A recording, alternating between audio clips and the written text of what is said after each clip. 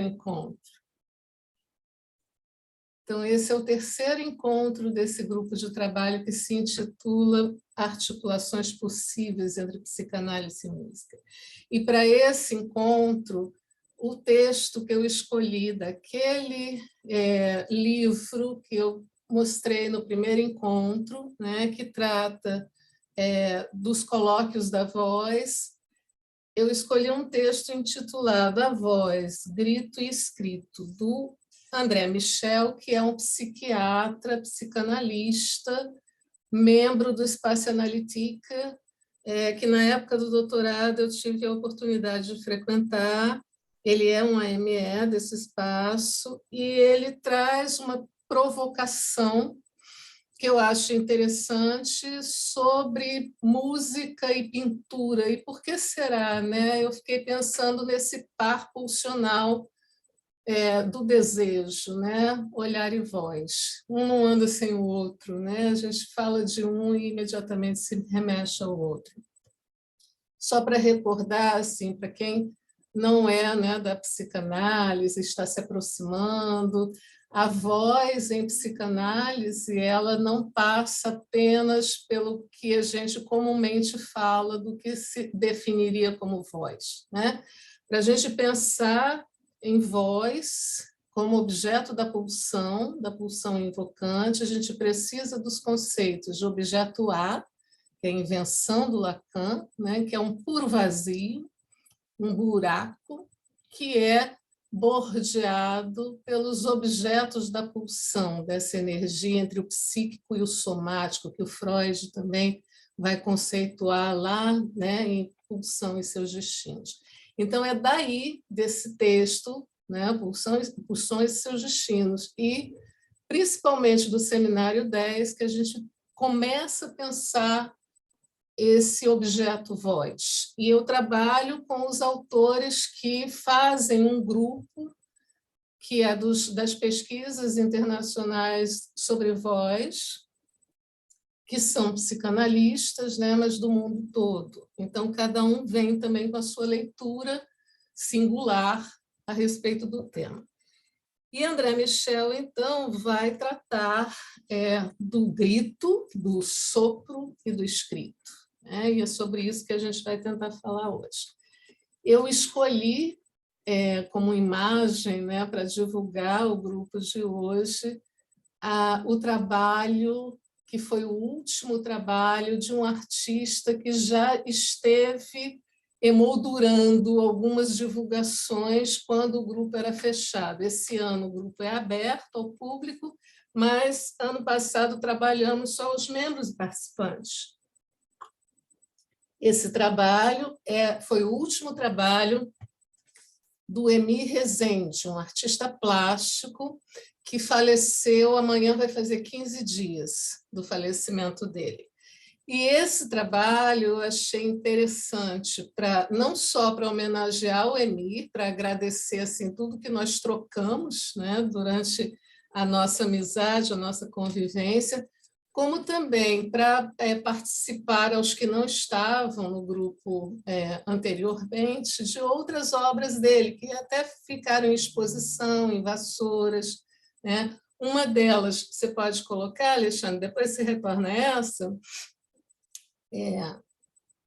Uma delas é uma máscara, né? Foi uma fase dele de trabalhar as máscaras, e são várias, no Instagram dele tem vários trabalhos, né?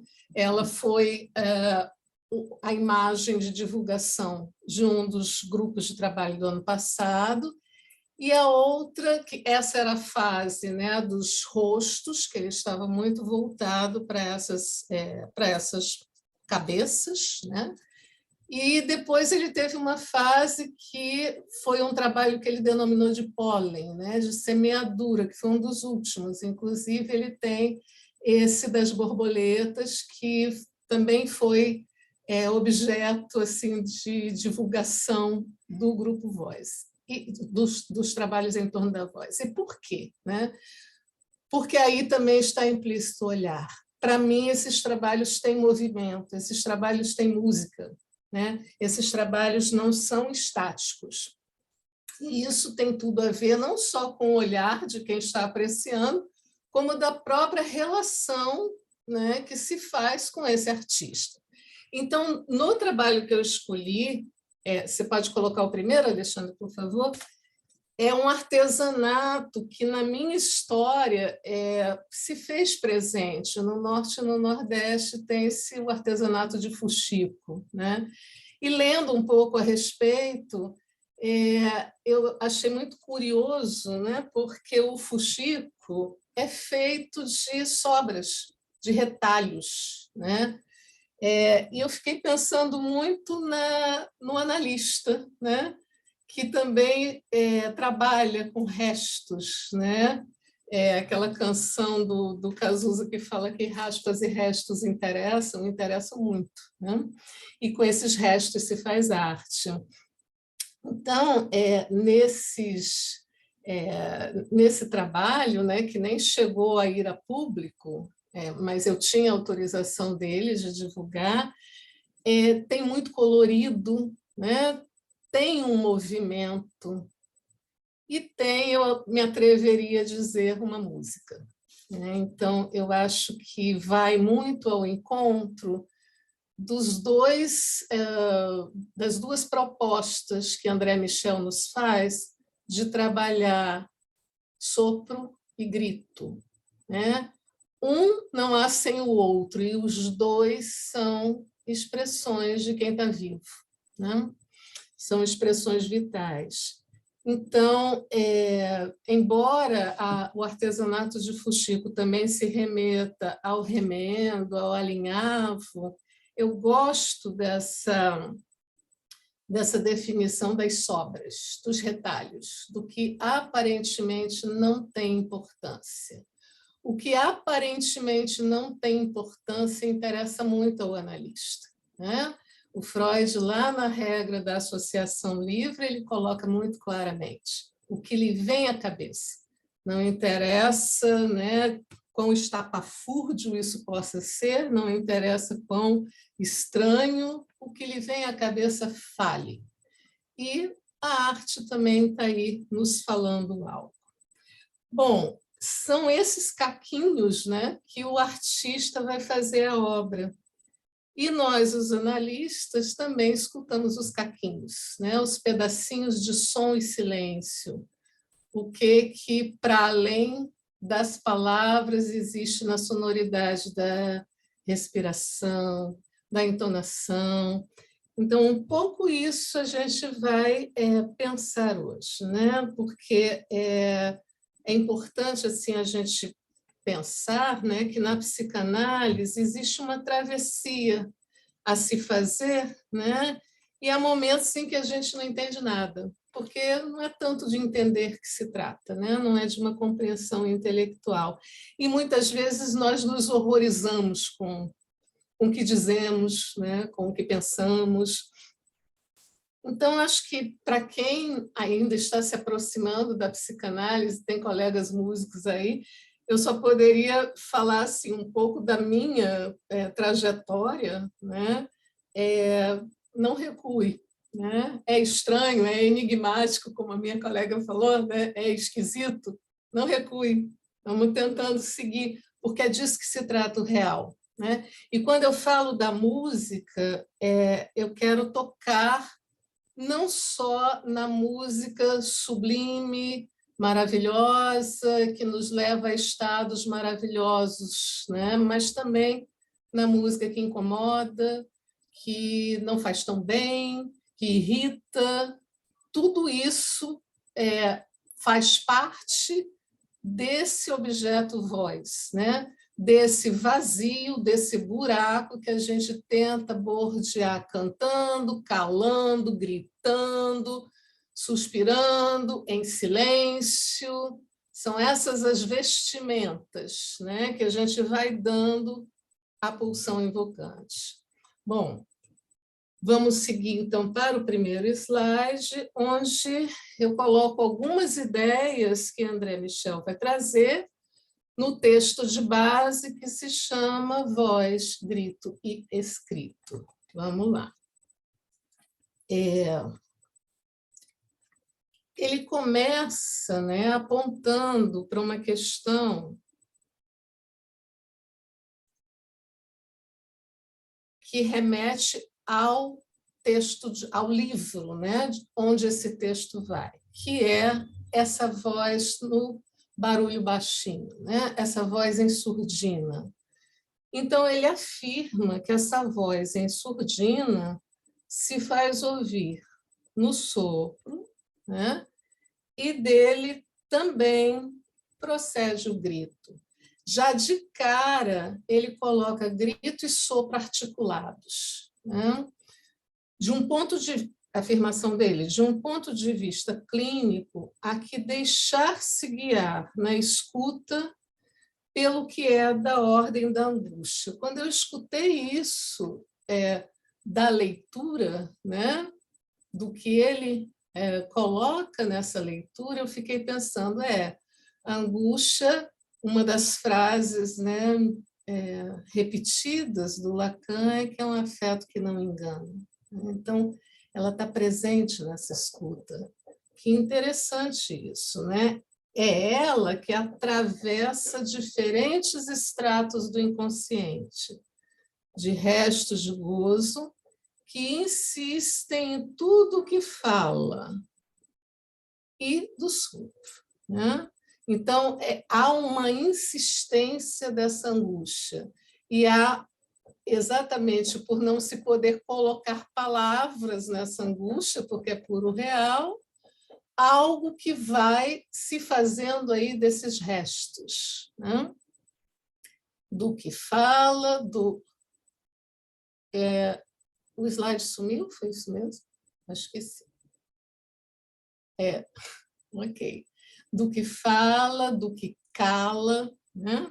Então, como que a gente pode pensar isso? E ele diz, um primeiro corte é feito em um só depois entre a imaterialidade do corpo e, no caso do sopro, né, e a materialidade do corpo, aí se institui uma ligação, que, na verdade, é separação.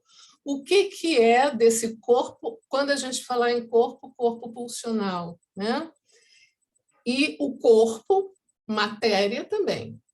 Né? Lembramos que pulsão entre psíquico e somático. Então, entre materialidade do sopro e materialidade do corpo, aí se institui uma ligação que, na verdade, é separação, diferença. Assim, o corpo impõe limite ao sopro como excansão, modulação, transmutando sopro em voz ao ritmo da angústia. O que a gente pode depreender disso, né? Quando falta o ar, quando a gente canta e não consegue, quando a gente quer falar e a voz não sai, quando a voz embarga, né? Isso quer dizer essa transmutação, esse imaterial e a materialidade. Então, para cantar, eu preciso respirar, para falar também. Então, a gente pode pensar aqui na música como esse som e a ausência dele que nos habita. É isso de real que cada um vai trazer na sua singularidade. Esse real da música e esse afeto que não engana, né? Tudo mais da angústia se deriva. Então, essa falta de ar, essa voz a plenos pulmões, né? A gente tem várias metáforas aí para pensar. Vamos passar para o segundo, em que ele fala mais detidamente dessa voz, né? Dessa voz como objeto. A voz não cessa de se referir, mas é fiel à marca original, ou não será autêntica. A angústia dá todo esse valor no grito de quem nasce, abrindo-lhe os alvéolos pulmonares e atravessando o corpo inteiro, que vai ressoar esse corpo e esse sopro, né? Porque um não está diferente do outro, não é à toa que toda hora eu troco um pelo outro, porque o corpo habita, né, sopro e grito o tempo inteiro. E, por uma ancoragem puramente biológica, a voz nos permite aceder a uma dimensão outra, né? Então, o instrumento dessa transmutação, desse imaterial material, desse corpo e desse imaterial do sopro, desse estado entre pulsão, né, e objeto da pulsão, vai ser o tempo inteiro esse revestimento que se pode dar a esse objeto. Então, vai ser o que a gente pode gritar, o que a gente pode respirar, o que a gente pode cantar. Aí eu fiquei pensando, né? Existe um grito que é mudo, né? Que é silencioso. Tem uma obra, né? Que é o Grito de Munchen, né? Que é exatamente uma boca aberta em que não sai som, né? Mas o grito está ali. Eu tive numa reunião, né, de um grupo que a Alice coordena, das conexões entre direito e psicanálise. E eu fiquei pensando muito sobre a voz, né, daquelas crianças, né, que estavam ali na situação da alienação parental, né? Que voz é essa? Que grito é esse que não se escuta, né? Ou que as leis tentam revestir com um texto? Então, qual é essa música, né, desses sujeitos, desses pequenos sujeitos que não se escuta, ou que é tamponada, que é calada? Deixa eu só ver se eu coloquei o que eu tinha anotado. O corpo, lugar de recepção da voz, é também eco da voz do outro, que me anima. Eu deixei esse me anima, entre aspas, que é frase do André Michel, porque esse animar é dar ânima, dar alma, né? Fazer viver. Então, também algo aí nesse corpo ecoa, né? Ele recebe esse vazio, reveste esse vazio, faz ecoar.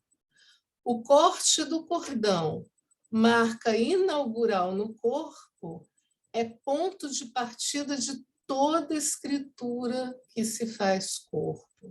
O que quer dizer isso? Uma primeira marca é esse cordão umbilical cortado, né? Que marca uma separação de uma vida e outra vida. No entanto, sabemos, né, que, do ponto de vista psíquico, a gente nem sempre está separado, né? Nem sempre essa separação se dá. E, do ponto de vista da voz, né, nem sempre essas transmutações podem ocorrer. Então, existe também determinadas, né, situações de sujeitos que não conseguem ir até o terceiro tempo do circuito pulsional. Eu já tinha falado anteriormente, né? O ouvir, ser ouvido, fazer-se ouvir. Então, algo aí manca e esse sujeito não se faz ouvir na vida.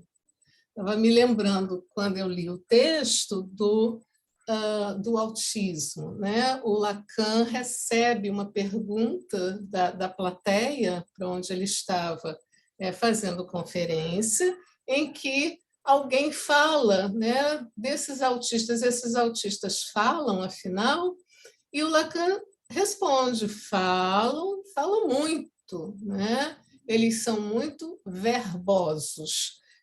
esse verbo, né, essa ação está presente. E ele diz, depende de quem escuta. Se você escuta o que eles dizem, porque eles dizem muitas coisas, né?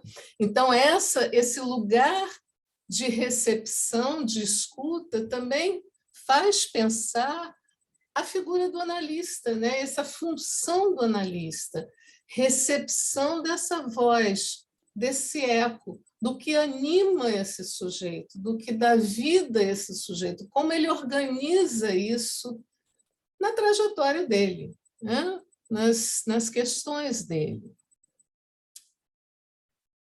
Vamos passar para o outro. E aí ele traz, né, o canto que vai trabalhar corte e sopro, né? Uma alternância entre respiração e ritmo. E o sopro guarda a marca dessa respiração, né? Então, essa respiração que é fundamental para quem canta, né? Para o músico também que toca, e acho que aí não só os que tocam os instrumentos de sopro, mas também no piano há um respirar, há um fraseado, há aquela mão que levanta, que, né, interrompe aquela melodia, porque é preciso respirar na música. Então, isso já está articulado a algo muito, né, constitutivo, que está nesse sopro e nesse grito, né? As intensidades na música. Fiquei pensando na energia, né? Que eu falo do piano, mas, enfim, outros instrumentos também. O pianista precisa, em determinados trechos, né? Ele precisa colocar-se mais ali na sua leitura daquele trecho musical. Se o profundo do grito é de, ao lado do sopro, abrir caminho, voz, e é interessante essa homofonia, eu coloquei entre parênteses, né? Voix, caminho, e voix, voz, soa do mesmo jeito, né? A psicanálise aí pode se apresentar como uma implantação extraordinária no seio da modernidade de uma escuta como operador de uma prática da palavra que institui a voz. É um lugar que ele dá, eu acho que como psiquiatra, psicanalista, né, que ele faz essa diferenciação. A voz é o lugar do irrepresentável, que faz eco a outro irrepresentável, ou manco de representação, ou oco, que é o inconsciente estruturado como linguagem. Então, como que esses buracos, esses pontos, né, de tropeço, de mancar, de não dar conta de tudo, pode ser revestido com palavras, né? E mais adiante a gente pode pensar também com texto, né? Um texto que pode estar publicado, né, como os escritos do Lacan, e ali a gente vai encontrar marcas, né, marcas dessa voz. Vamos para o próximo, Alexandre. Eu, de propósito, dessa vez, eu coloquei menos slides, primeiro porque o texto é muito complexo, segundo porque ele vai tocar nessa questão, que para mim é muito delicada, da escrita, né? Do texto e das marcas no texto. Entre vós, sim, é importante, talvez, para quem está se aproximando da psicanálise, que todas essas palavras, né? Esses significantes, voz, escrito, escrita, eles vão assumindo conceituações muito próprias da teoria, né? Então, às vezes isso se confunde, e exatamente o meu desafio nesse texto foi pensar, né, essa questão na música. Por isso até que eu dessa vez pedir licença, né, aos poetas, à poesia. Eu sempre trago textos da Cláudia Márcia, sempre trago algum trecho da poesia, mas dessa vez eu quis ficar com a letra da canção, exatamente para tentar pensar essa questão do escrito, né, da voz em Chiquinha Gonzaga.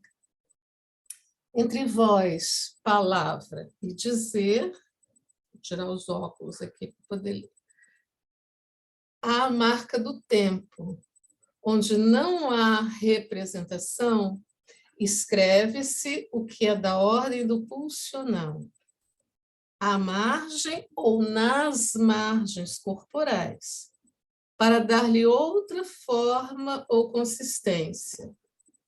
A letra dá voz ao corpo, na pintura, na música, formas do irrepresentável. É interessante quando ele coloca, né, a pintura, o olhar e a música, né, a voz. Se a voz é o meio privilegiado de sua emergência ou insistência, o fora de mim é uma exterioridade paradoxal, que não posso aceder a não ser pela escuta. A escuta permite ler entre letras e aceder ao que não está escrito. A voz que escapa do texto por se fazer escutar. Escapa do texto a ponto de se constituir legível, acessível. Quando eu li essa frase, que essa assim, é muito enigmática, né, eu fiquei pensando na canção, né, na canção que tem letra. O texto, né, está ali, eu leio, ó, lua branca de fulgores e de encantos, mas o que é a escrita de Chiquinha Gonzaga? Que marca é essa que ela faz a ponto de revolucionar a música brasileira naquela época, né? Ela traz algo singular, algo dela, algo que tem a ver com aquela história que ela viveu e o que ela pôde fazer com aquilo, né? Com todos os percalços, a gente conversou um pouco sobre isso nos outros encontros, né? O que ela pôde configurar aí na obra que ela deixa, né? E tem eu fiquei pensando muito na função, né, do analista. Quando eu estava escutando Lua Branca, é claro que a escolha, eu já falei isso anteriormente, né, não se dá sem uma travessia em análise, né, sem construções que vão se fazendo à medida que se avança numa análise. Quando eu escutei Lua Branca, escutei a letra, já tinha cantado isso em Seresta, já tinha visto essa música em outras situações. O que havia de diferente, né? E aí eu fiquei pensando a letra, né, que vai sendo marcada, né, a cada passo, a cada momento, a cada coisa que se escreve, a cada coisa que se canta, ela vai adquirindo outros caminhos, né, outras modulações, e vai se fazendo de uma maneira diferente. Já não era mais aquela canção da seresta lá de conservatória. Naquela época, os seresteiros falavam assim: nossa, como é que você, tão jovem, conhece essas letras dessas canções, que são tão antigas? Como que eu conheço? Pelos traços da herança musical paterna que eu já tinha falado antes, né? A gente tem pensado muito nessa questão do nome do pai, né? Tem algo aí que se atravessa. Então, como que essa canção marcou? E quando a performance que eu escolhi, né, que é a voz de Maria Bethânia cantando, ou seja, alguém que canta tempos depois, como que isso se modifica naquilo que Maria Bethânia traz dos traços dela. É outra leitura, é outro texto, é outra escritura que vai se fazendo, né? Eu queria passar a gente assistir a performance para depois a gente ter tempo para conversar, né? Para abrir para as pessoas falarem, para eu poder pensar também, continuar aqui pensando com vocês. Eu me lembro de Ana Paula Gomes, uma vez fez... Ana Paula é colega nossa na Escola Lacaniana, né? Ela fez um comentário comigo que eu nunca esqueci. Ela disse como que Maria Bethânia passa da fala para o canto sem afetação, né? Esse é o lugar ideal, né? Que se busca cantar e falar, né? Cantar, inclusive, é falar, né? A gente fala o texto dentro da música. Mas eu fiquei pensando nisso, naquilo que a gente já estudou antes, né? Nas afonias, nas disfonias, nos problemas que a voz vai colocando, né? Para cada sujeito. Como que esse efeito de corte que a voz tem, né? Como que isso é para cada um. Fiquei pensando sobre isso, nesse fôlego, né? Que tem tudo a ver com sopro, né? Vamos escutar e depois eu quero abrir para o pessoal.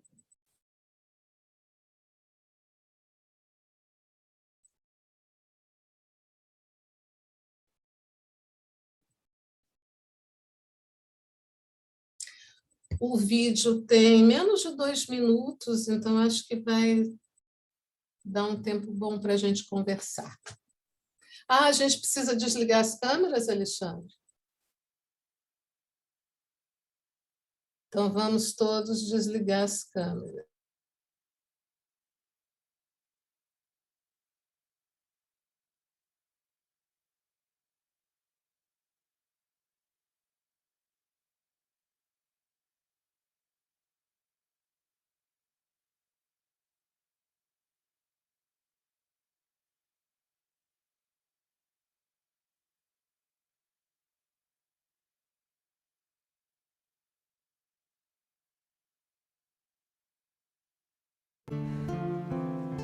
A lua branca de fulgores e de encantos,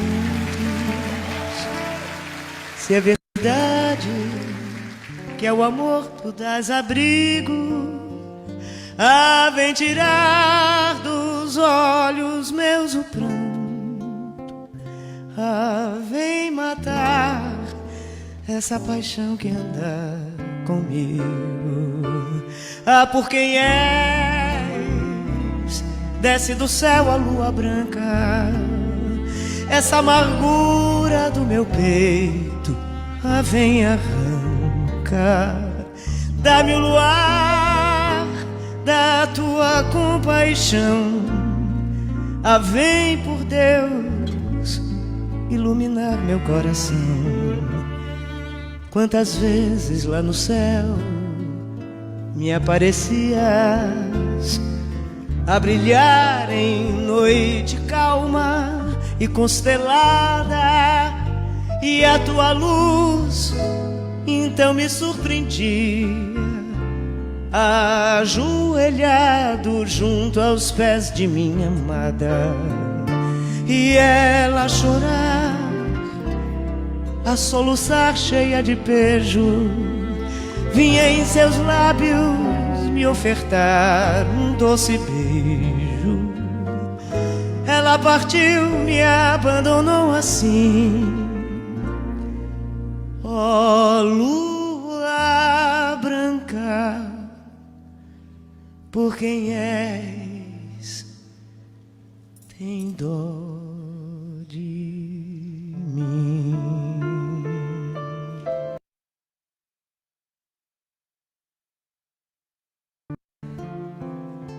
A lua branca,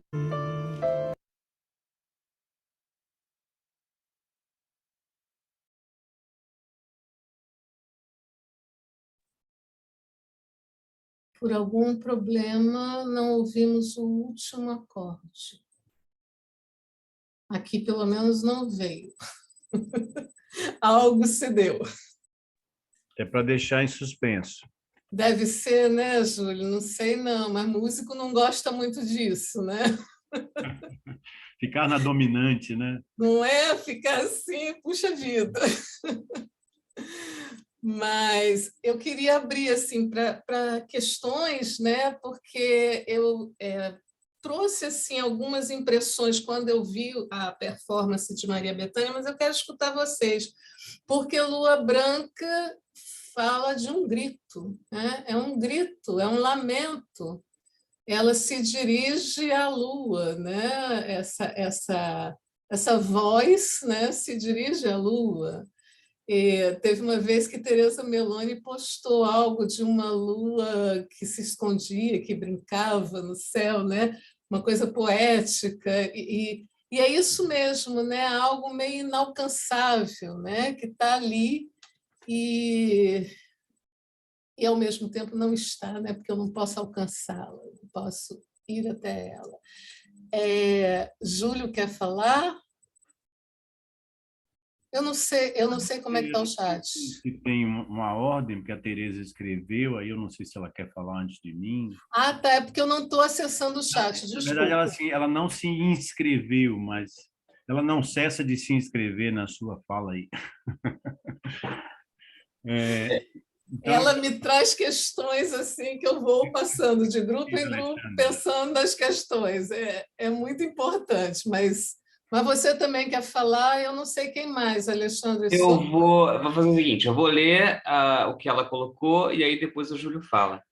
Ela, né, se você quiser comentar o que ela falou e tal, e aí depois o Júlio fala.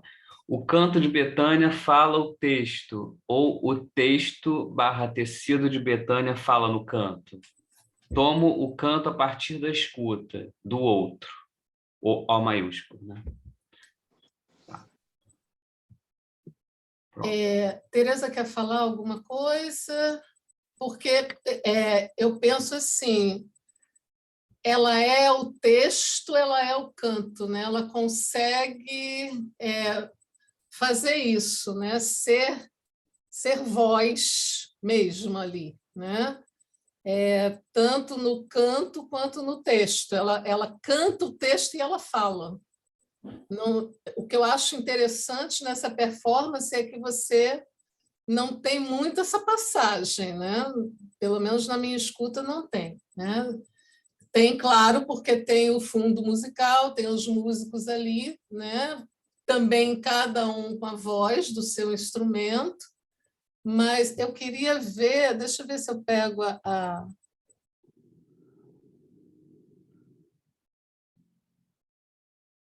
não estou conseguindo localizar. O canto de Betânia fala o texto ou o texto tecido de Betânia fala no canto? Para mim, ela é o texto. Né? Eu leio assim e escuto assim. Ela canta o texto e ela é o texto naquele momento. Quer falar, Tereza? Cadê você? Estou aqui, não, é isso mesmo que eu ouvi você dizer, né? O canto da Betânia fala o texto. E aí eu fiquei me perguntando que texto era esse, e eu pensei, o texto de Betânia no sentido do tecido, no sentido das suas digitais, da sua marca. Da E letra. fala no canto, eu pensei nesse canto já num terceiro momento, onde esse canto é o ouvido, ou seja, num tempo outro, como se a Betânia passasse a sua letra para o outro. Né? E aí é ouvido pelo outro ou não é ouvido pelo outro, né? Também tem isso, porque no momento que ela passa essa letra, o outro se deixa fisgar ou não, né? De algumas quando eu penso no outro, eu estou pensando no outro enquanto escuta. A escuta já é o outro, né? Agora, o que vai fisgar, aí é cada um, né? É um a um. Né? Agora, me lembrei do Djavan, né? Dizendo que a música nos ouve, nos escuta, aliás. A música nos escuta. É diferente ouvir e escutar. Né? Bom, chega, eu fiquei Foi isso só. Mas é isso mesmo, eu acho legal a tua colocação, porque eu acho que toca nesse ponto do texto, em que quando a gente pensa em letra, a gente está pensando na letra da canção, né? Naquela poesia. Não é de outra letra que se trata, né? É de uma marca que, inclusive, quando eu escuto, ela vai me remeter lá para a seresta de conservatório, e eu olho e falo assim, que coisa, como era diferente, que lua branca diferente essa para essa de agora, né? A música é a mesma, né? Essa já é a tua escuta da letra, porque a letra é a escrita do indecifrável.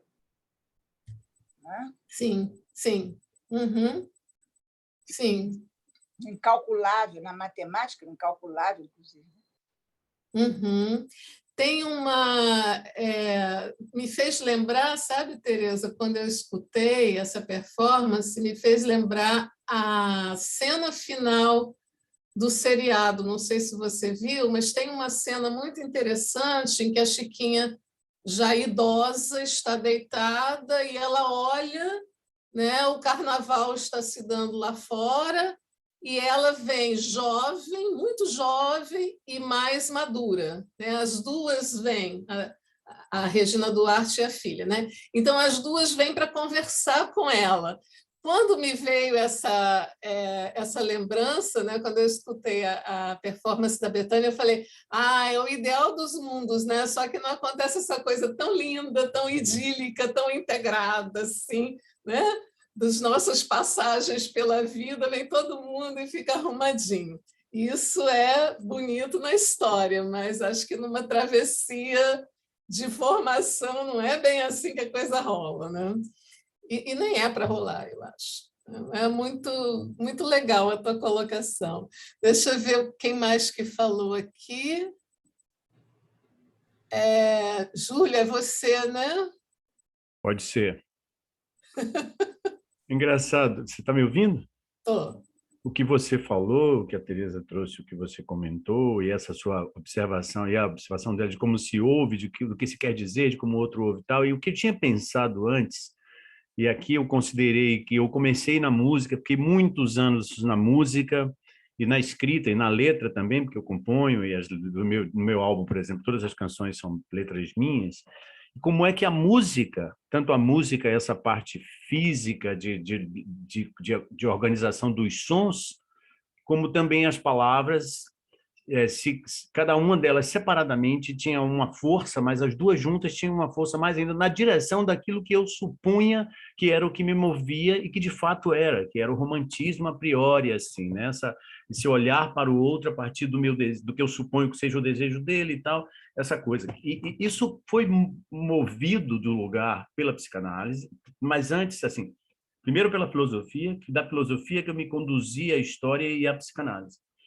E eu fiz no início, assim, eu fiz uma analogia que pode ser pode ser considerado, a gente pode ver também como uma metáfora, com o mito de Eco, da ninfa Eco, e de Narciso, em que ela está tentando dizer para ele do seu fascínio, alcançá-lo com o seu fascínio, e ele querendo entender e receber os porquês desse fascínio, no entanto, eles são impedidos de se comunicar diretamente, porque o que ela fala volta para ela e o que ele fala volta para ele. Então, eles falam, mas não se ouvem. Eles têm uma intencionalidade, uma direção suposta de um ao outro que não se realiza. E, ao fim, o que acontece é que, nessa impossibilidade, o Narciso continua mergulhado nele, mergulhando nele. Quanto mais ele se vê, mais fundo ele vai nesse eu, que não tem fundo, que não tem alcance e que não vai chegar a ela. Então, eles estarão sempre separados. É curioso como eu vejo assim essa dimensão do alcance da música e da poesia no outro, mas no alcance nesse nível, dessa metáfora, de que se dirige, de que tem intenção, de que é para o outro, porque ainda que eu escrevesse e guardasse na minha casa, a minha motivação ou a minha é o outro. Então, é uma linguagem que pode não alcançar como um silêncio, né? No início do texto primeira frase parece dos seus slides, você bota lá uma citação acho que do livro, do texto do autor, que ele fala sobre a surdina e ele fala do sopro. E, curiosamente, me veio à mente o que é uma surdina num trompete. Uma surdina num trompete, que é um instrumento de sopro, é uma maneira de você diminuir a intensidade, mas aquilo não tira a característica do trompete, aquela agudeza, ao contrário, acrescenta uma capacidade de ferir, digamos assim, entre aspas, né? Isso aqui é uma linguagem figurada, que o som do trompete tem. Quando você coloca uma surdina tipo Hammond nele, se colocar uma outra, a tendência é um pouco mais abafada. Mas a surdina, que advém do sopro, acaba criando uma nova marca para isso, que seria uma tentativa de, entre aspas, calar ou suprimir ou diminuir. Dá para fazer... Diga. É interessante isso que você está falando, porque eu estou pensando no texto, né? Esse sopro, de como que ele convive com o grito o tempo todo, né? Você deu esse exemplo aí de como que o imaterial e o material, tanto que não foi à toa que tinha hora que eu confundia, está junto mesmo, eles se confundem, eles não se separam, né? A gente é que faz a separação, né? Ou a gente não, o André Michel faz a separação no que ele escreve, mas não se separa. Você acabou de dar um exemplo. Agora, quando você falou no eco, eu escrevi uma vez um texto em que eu me referi a esse mito na escola lacaniana, numa ciranda de psicanálise e arte. E foi por conta da formação do analista. Que coisa, você está trazendo isso agora, né? Porque na formação em escola, né, como que essas vozes vão acontecendo, né, no ser analista de cada um, no tornar-se analista, ou no praticar psicanálise.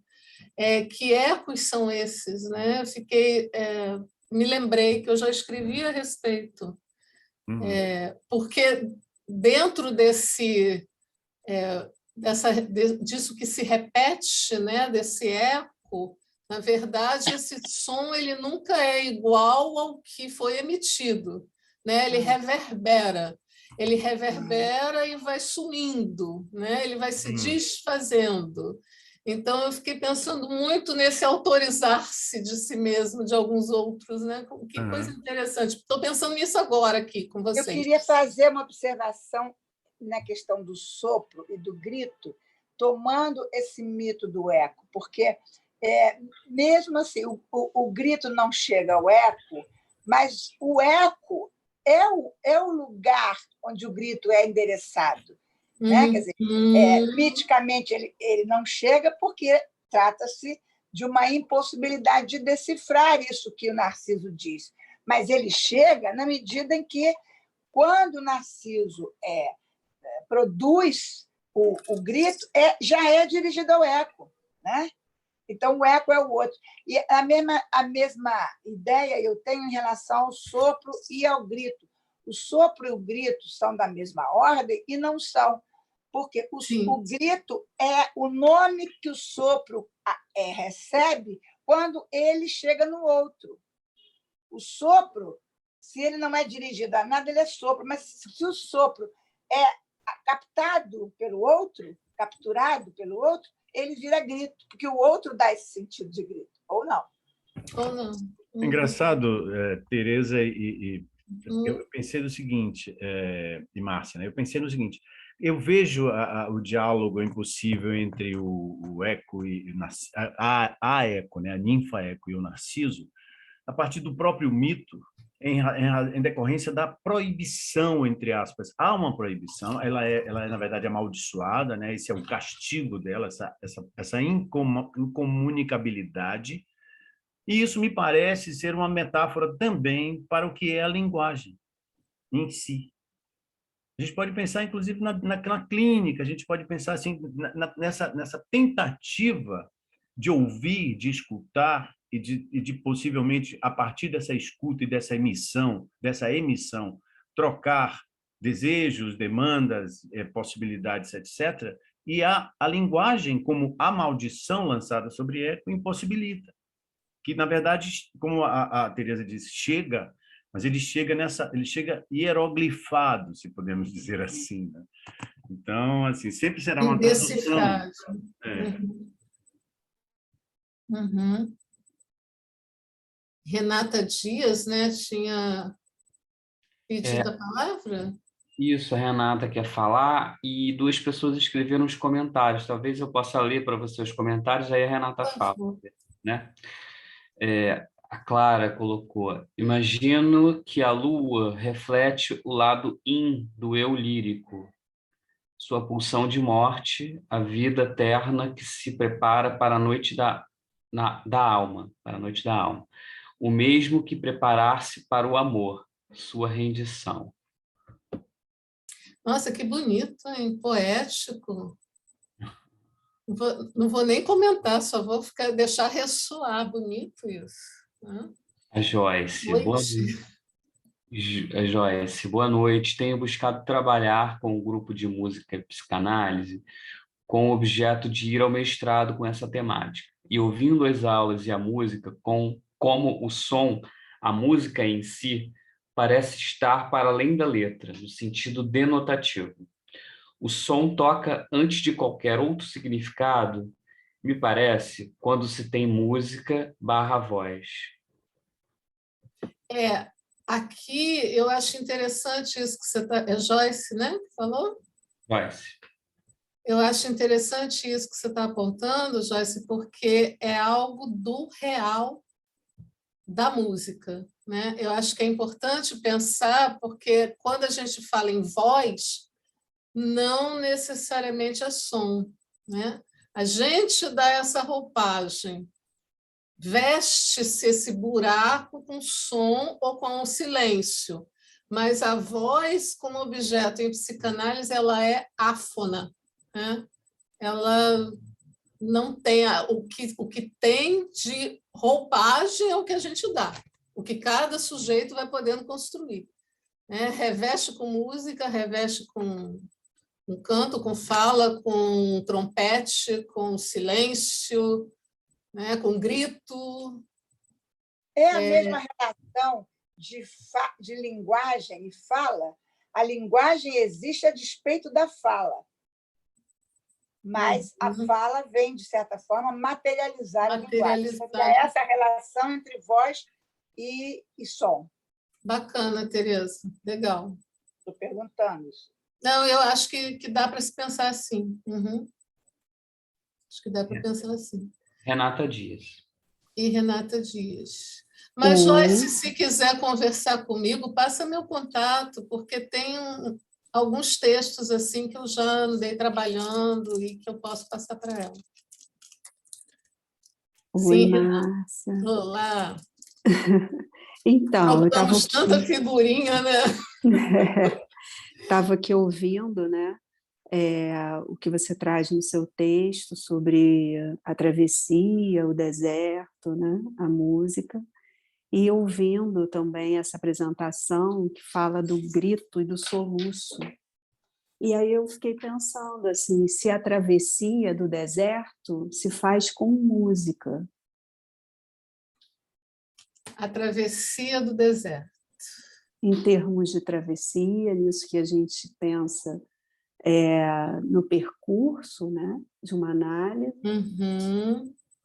se faz com a música, né, de cada um.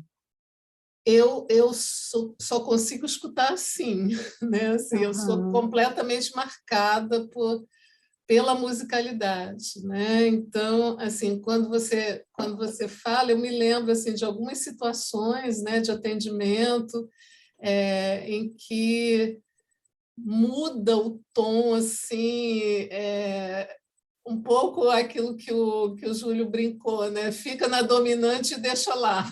Né? Deixa em suspenso.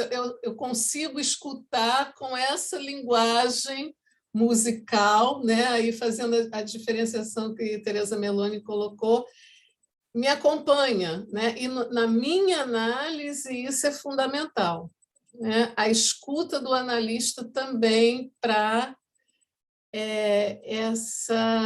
essa musicalidade que acontece aí. né? Isso, para mim, tem um efeito assim inaugural para algumas partes da travessia, vamos dizer assim, né? Para algumas viradas, para algumas reflexões, para eu trazer o que eu estava falando de um jeito diferente. E eu percebo isso nos atendimentos também, né? É curioso, às vezes o sujeito está num ponto ali muito difícil, chora, e claro que choro é música, né? Não tem como dizer que não, aquilo é a melodia dele naquele momento, e na sessão seguinte isso vem revestido de alguma outra roupagem, né? Não há, eu acho que não há deserto sem música, né? Não há como atravessar sem música. Estou pensando aqui a partir do que você está falando, né?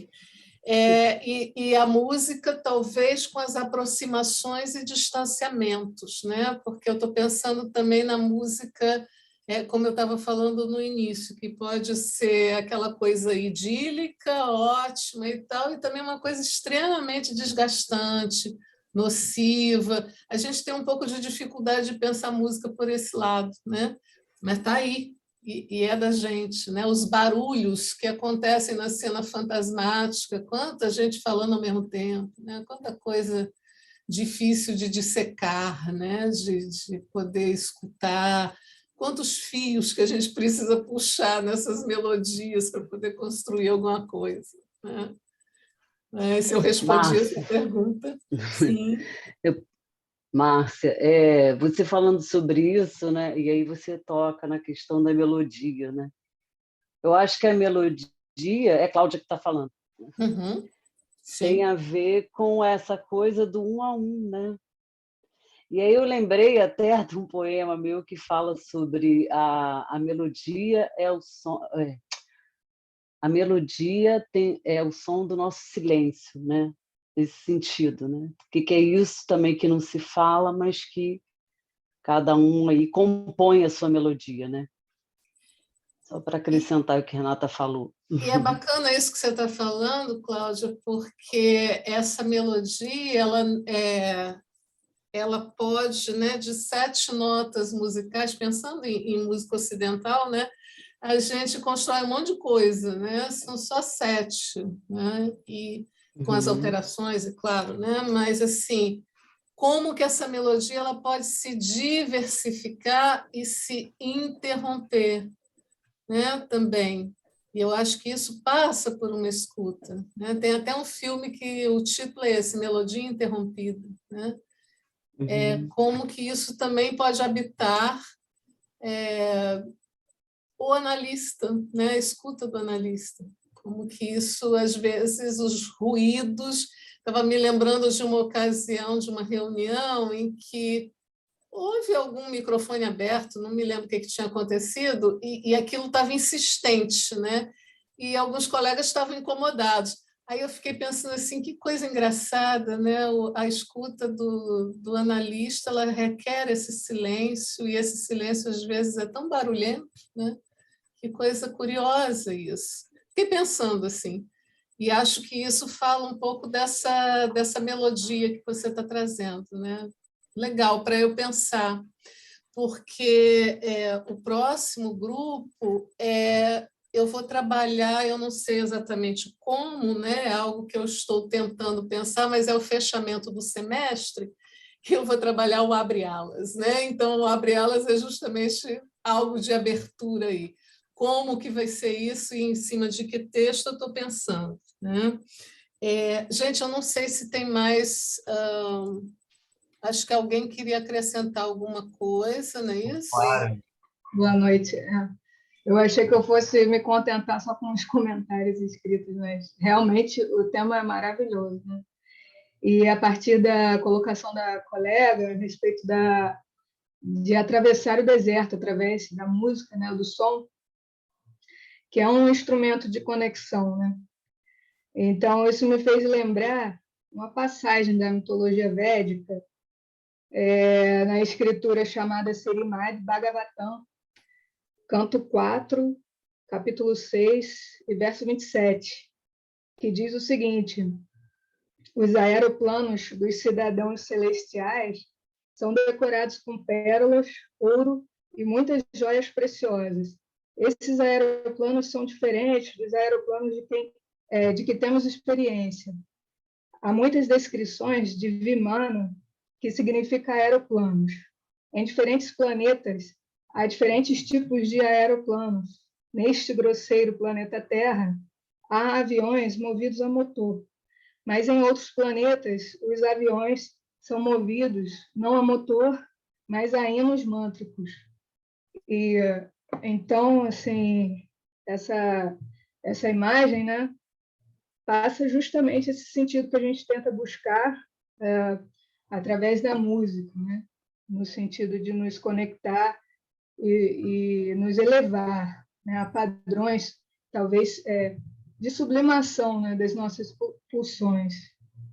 E, nesse sentido, com base também no material que a doutora Márcia passou, quando se fala sobre a importância da respiração, né, no estabelecimento de um ritmo.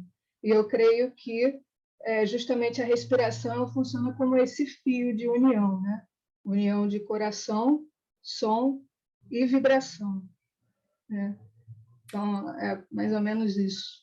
Bacana, Clara. Eu agradeço. A Cláudia, acho que pode até falar mais da questão da respiração e do mantra, né, do que eu, porque ela desenvolve um trabalho bacana. Cláudia colocou o poema dela, eu não me lembro o número, Cláudia, mas eu já usei também esse poema em algum grupo de trabalho meu ano passado, me lembro bem dele. Mas eu acho que o mantra, para mim, é engraçado. Queria só fazer essa colocação antes de encerrar, né, que a gente tem uma outra atividade. O mantra, para mim, e o acalanto, eles meio que se encontram. Eu não sei que espécie de encontro é esse, ainda não parei para pensar nisso, mas toda vez que eu penso no mantra, eu penso em algo do acalanto. Talvez eu precise conversar um pouco mais com Clara e com Cláudia sobre isso. Talvez da La Língua também, né? Pois tem algo aí que, enfim, que ainda não foi muito desenvolvido assim na minha pesquisa, mas que é muito interessante da gente pensar. Vamos conversar. Júlio, o Abre Alas é para fechar o semestre, exatamente. É assim mesmo que a gente vai trabalhar. Gente, eu quero agradecer muito a presença de todos. A gente tem uma atividade fechada agora às 6h15, só para os membros, né, da escola, mas a gente retorna às 7h30. Participantes também, Tereza? Eu não me lembro. Ou Cláudio, ou Renata? Não, só membros. Não, só membros. É só para os membros e a gente retorna às 7h30 com outra atividade aberta, que é o seminário Corpo e Seus Destinos, com Sérgio Prestes. Tá? Me senti agora um Lacan diante da excomunhão.